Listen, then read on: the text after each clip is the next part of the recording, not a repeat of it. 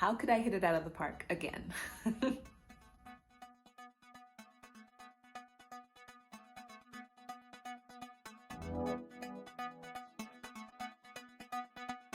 If I was starting over today, here and now, in 2023, what would be in my handbag capsule, so to speak? Let's jump straight into it. To get started, I try to discern even further the elements that make my bag collection so fulfilling for me. I touch on this quite a bit in the first video that I did on my small handbag collection. I just listed it here in a checklist form, and you can make something similar and store it in your phone. Have it handy in case you are considering making a purchase. All of the bags I picked for this review tick at least 3 of those boxes. I just think it's important to note that a prerequisite is always, does it spark a sense of joy and desire? This is something only you can really answer.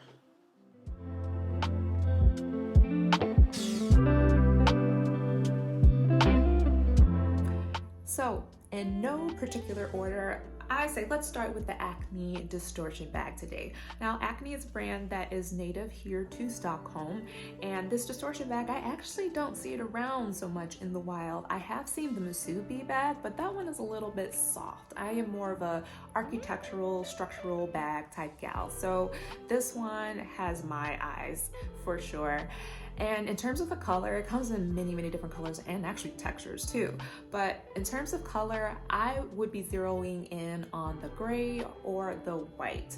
Now, the gray is light enough to really still serve as that contrasting element if that's what you're looking for it to do, and that's what I would be looking for it to do. But something for me about gray just feels a little bit more sophisticated sometimes. Like the white is just... But the white does have the tonal hardware. That is something that I love. So it's a bit of a toss-up. I think actually I would lean towards the white. Now this bag does come in other sizes. It comes in mini, which traditionally I love a mini bag. That's normally my thing all day, every day. But in this case, the colors right now are just not intriguing me. So maybe I'll be keeping my eye out for this bag and other colorways in the future. But for right now, if I had to start over today, for me, it would be the white and the normal size. Next up, we're gonna take a look at the Fendi First Sight bag. I know it's a rectangle, but there are a few details that I believe deserve your consideration. First and foremost, and actually it took me a couple times to pick up on this, is that the F is just tumbling across the surface of the bag. And to be such a simple, static, structural bag, that just adds so much movement to the bag and just a bit of playfulness, which is so quintessentially Fendi in my opinion. If you remember the Baguette runway show where they had the baguette that was like a shearling baguette inside of the baguette. And then even if you think further back to like fall winter 2013 where they started to introduce the monsters, and I still even have my monster backpack. I actually have it here. I use this as my day work bag. This guy, look at his face, he's just so angry. I just love this thing. But so I love when Fendi does those playful details, and then just overall the branding on this bag is quite nuanced. Oh, and the thing that you probably first saw is the wrist, how that changes drapes across the wrist. It's like 2 for 1. You get a bust down wrist and you get a bag. Cha-ching. So all in all, it's a rectangle, but it's an elevated rectangle, and it would earn a spot on my I need all new handbags list.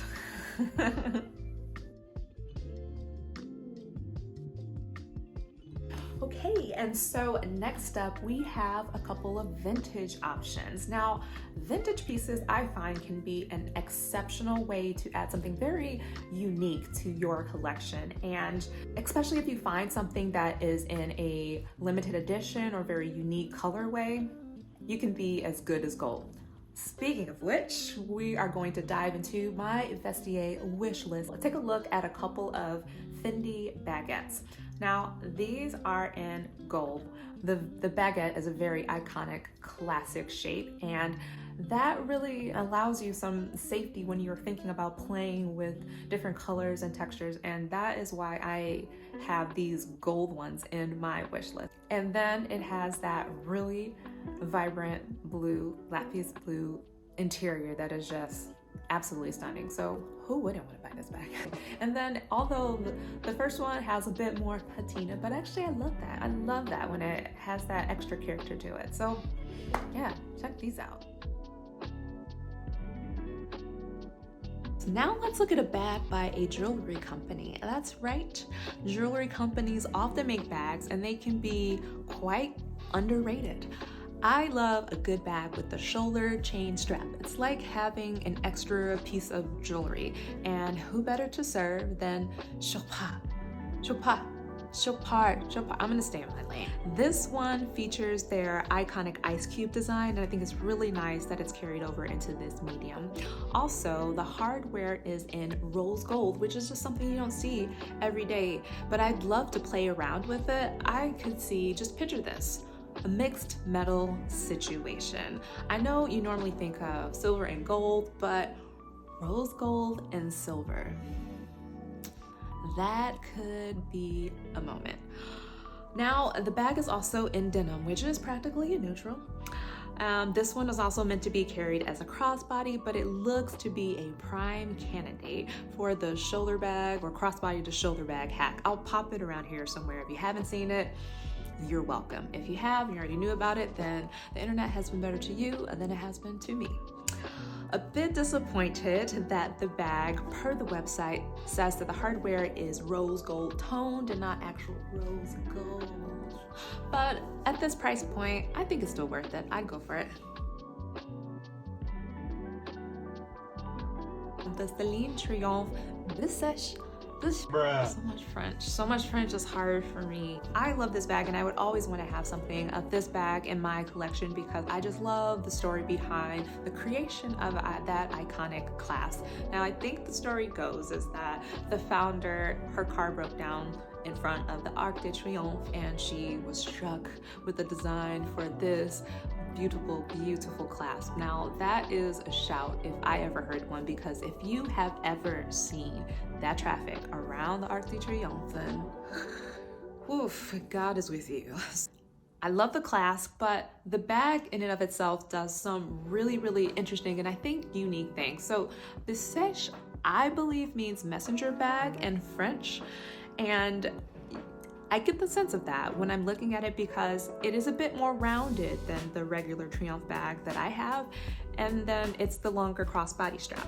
Now, here is where I think it really elevates. When you have that sharper, more casual shape paired with that really elegant red and the gold hardware, the hefty gold hardware, it creates this really unique tension that is just visually interesting to see. So for me, this bag is certainly on the list. If I had to do it again, I would certainly go for this bag. And that is what I have for you today. Those are the 5 bags I would buy if I had to replace my beloved bag collection. Now, don't forget to like and subscribe below, and I will see you later. Bye.